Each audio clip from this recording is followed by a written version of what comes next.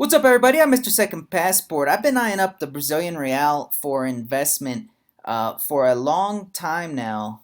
Just kind of waiting in the wings for the right time. And this week, with the election happening today, here on Sunday, October 30th, 2022, this might be the week we get our opportunity.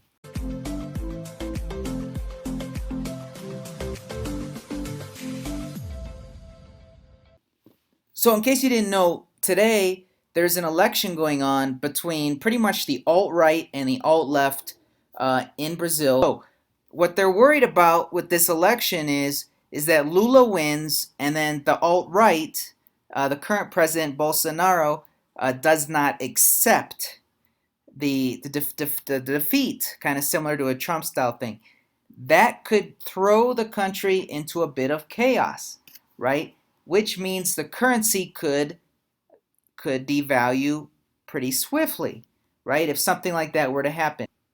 Why do I like it? Well, obviously, currencies can be placed in kind of baskets, and they kind of move together in their own specific baskets. You can see kind of the different baskets here. I separated into 5 different baskets of currencies, and if currencies within the same basket all kind of move the same. So, like the Euro Asian currencies, they all kind of move the same, and they're all really weak right now. The euro, the pound, say the Hungary forint, the Thai baht, all these they kind of move together.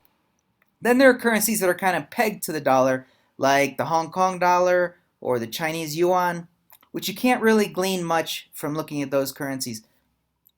Then there are oddball currencies that just kind of do their own thing, and generally all they do is devalue, devalue, devalue. Then there's safety currencies that kind of do their own thing too, and people kind of flock to generally when the markets are in flux.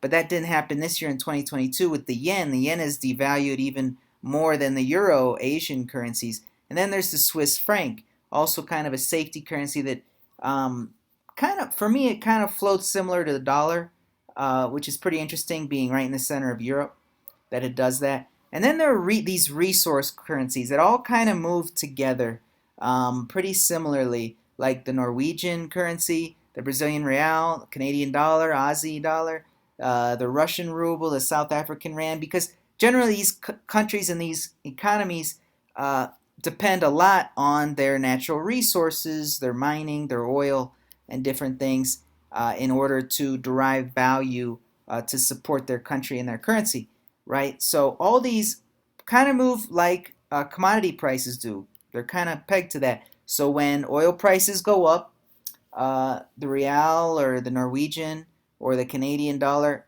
go up in value, right, compared to the dollar, if that makes sense. And according to this chart, like from Seeking Alpha, you can see by far the best inflation hedge, like it's not even close, is energy, right? Energy, way better than what most people assume is the best thing that for inflation, investing in gold or stocks, the S&P 500. Not so. Really, it's things like agriculture, metals, and energy, like industrial metals and energy. As energy prices rise with inflation, right, these currencies, in theory, will also rise as well, considering the country is well run and all the other inputs are as they should be.